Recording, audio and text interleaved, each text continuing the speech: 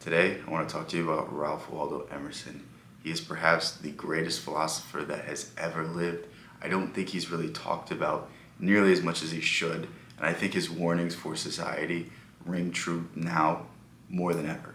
And Emerson's basic belief system is self-reliance. I'll give you the synopsis of his most famous two essays. The first one's self-reliance, the second one's nature. And basically they both talk about the individualistic nature of happiness and how what works for me is not going to work for you.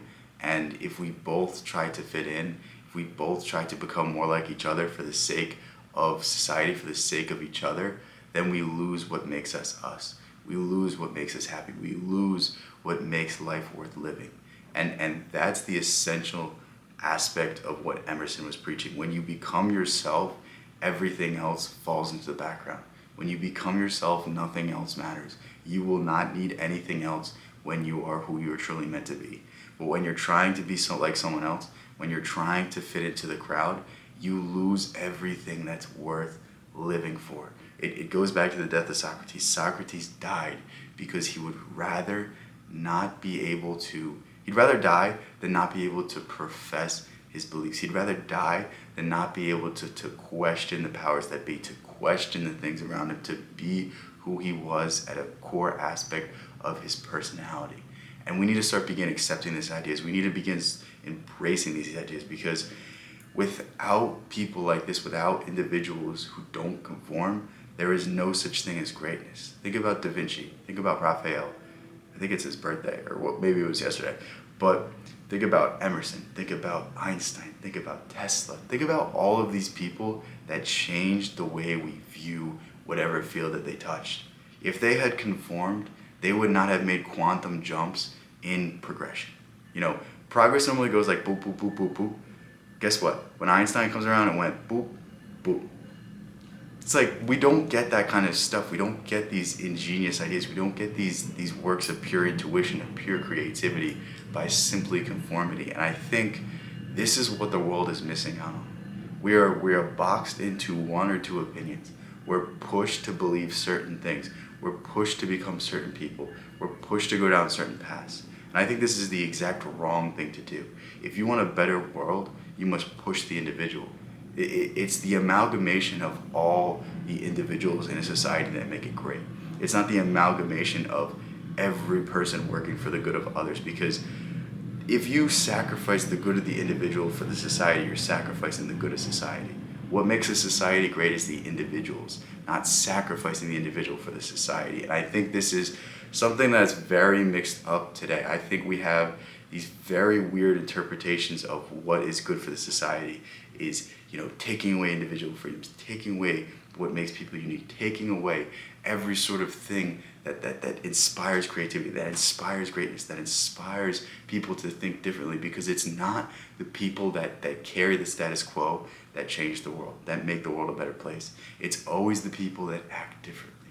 It's the Gandhis, it's the Martin Luther King Jr.'s, it's the Henry David Thoreau. I mean, if you really look into Thoreau, Thoreau is the inspiration for Gandhi. He's the inspiration for MLK. They were reading civil disobedience. They were reading that Thoreau was protesting the Spanish-American Civil War, not the Civil War, the Spanish-American War, or the Mexican-American War. Can't remember exactly what it was, but Thoreau willingly did not pay his poll tax in protest of the war, and was willing to sit in jail for however long he had to prove the point that he was a conscientious objector.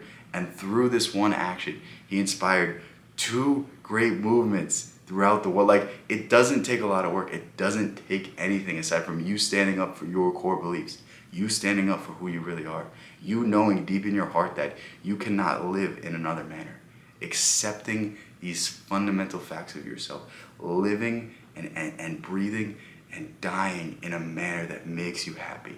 That is what I'm trying to stress here, and that is what I'm trying to get across here, and that is what you'll get through reading Emerson. Emerson has a really unique way of writing things. He's a really unique style. It's half poetry, half philosophy, and a spiritual experience throughout the whole course of it. And Emerson is a very unique author that in about 10 pages, he can make you re-question everything you've thought about your life. He can make you think about things in a manner that you've never thought about and make them so clear that they finally ring true.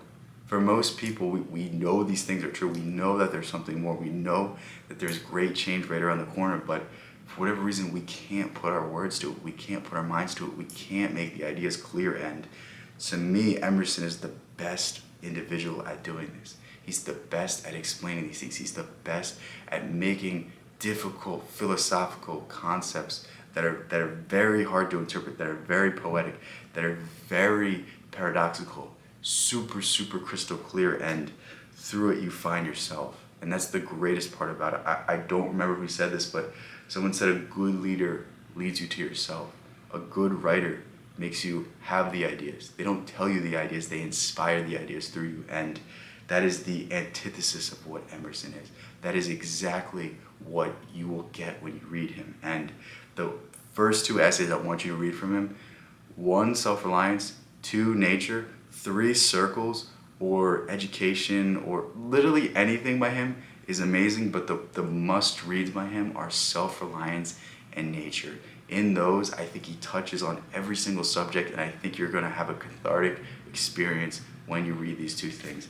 I will link this book in the description. Pretty much all of Emerson's essays are online for free because he died so long ago, so go ahead, utilize those resources. I know I always talk about free resources online, but I really think people don't, actually use them. I don't think people understand that, you can go on Project Gutenberg and, pretty much anything that was written a few hundred years ago is online there for free. Please use the internet for good. So many people use it for negativity. So many people use it for instant gratification.